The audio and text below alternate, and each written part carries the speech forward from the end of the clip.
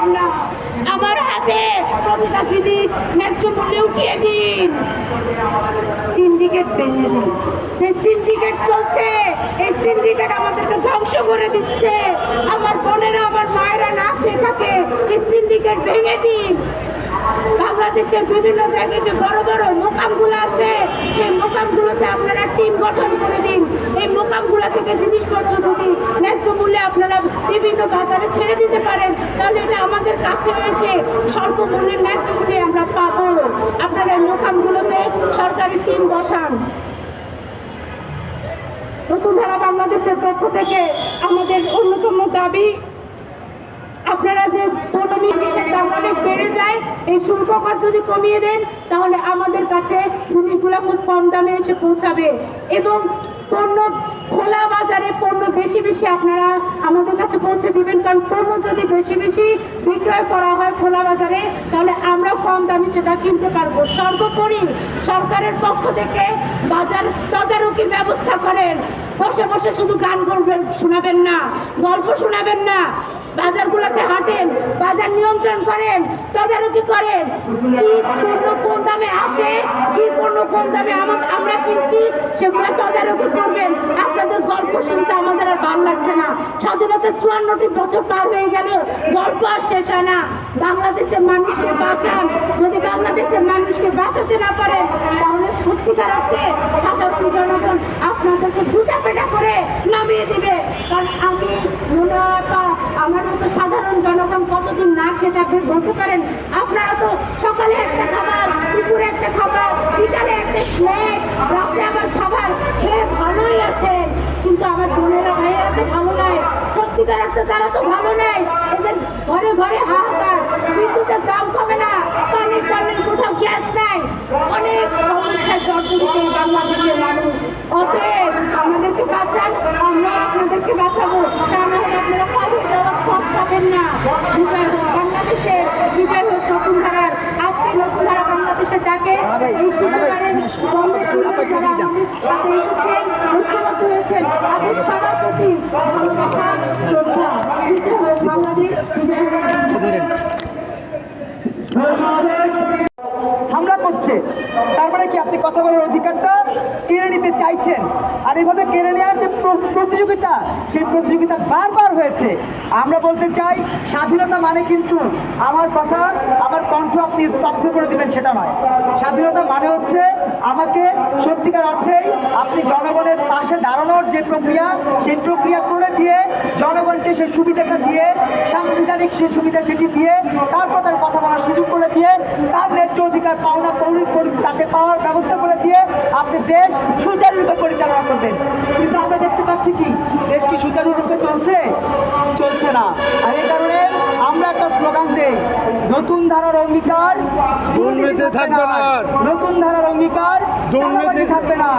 নতুন ধারার অঙ্গীকার অন্যায় থাকবে না। আর এই বিষয়গুলো, এই কথাগুলো আমরা দাবি জানাচ্ছি, এই স্লোগানগুলো বলছি গত 12 বছর ধরে। আমরা জানি বাংলাদেশকে কষ্টে রেখে যারাই আরামে আয়েসে সময় কাটিয়েছে, তারা সবাই পালাতে বাধ্য হয়েছে। সবাই সবাই কেউ ভালো নাই।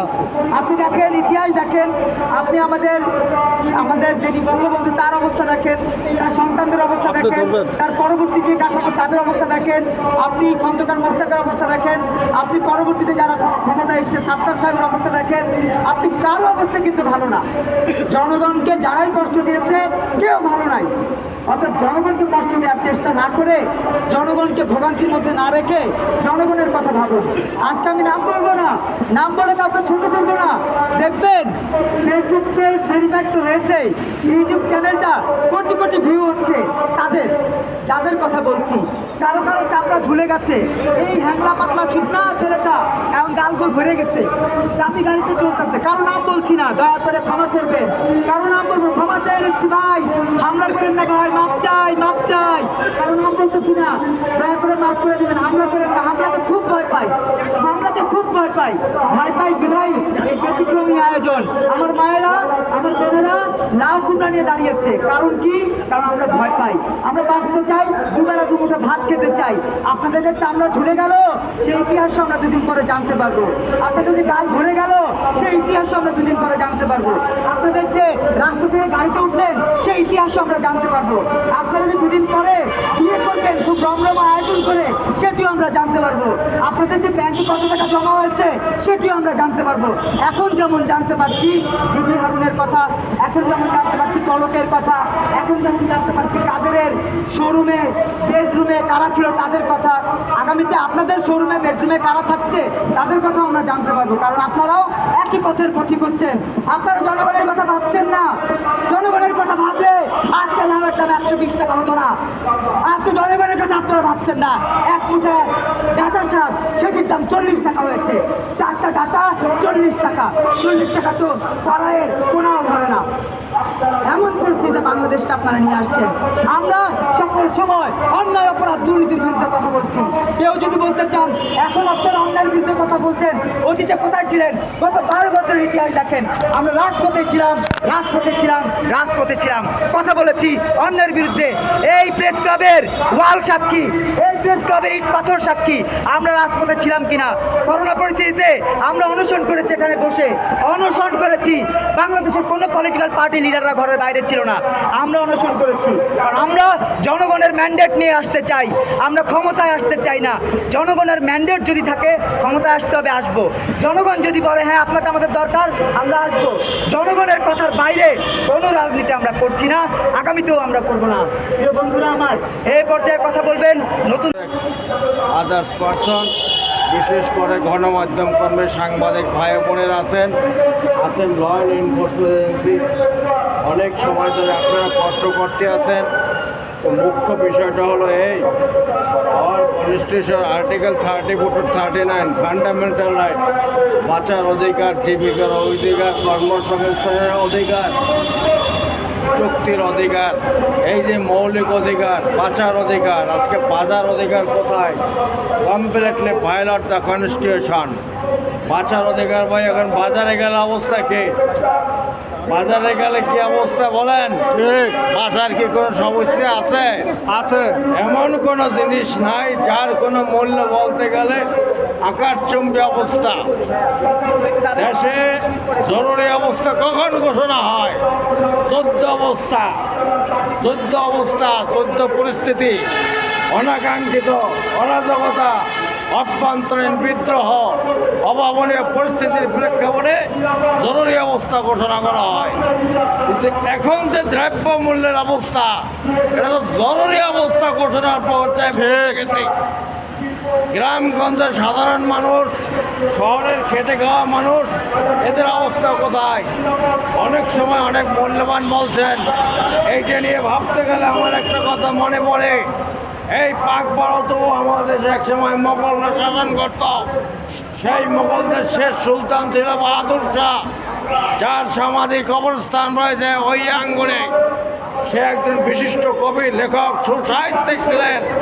তিনি মরার আগে একটা কথা বলে গিয়েছিলেন, লিখে গিয়েছিলেন, कितना बात नसीब जफर दफन के लिए दुगो जमीन भी मिलना चुके कोई यार में।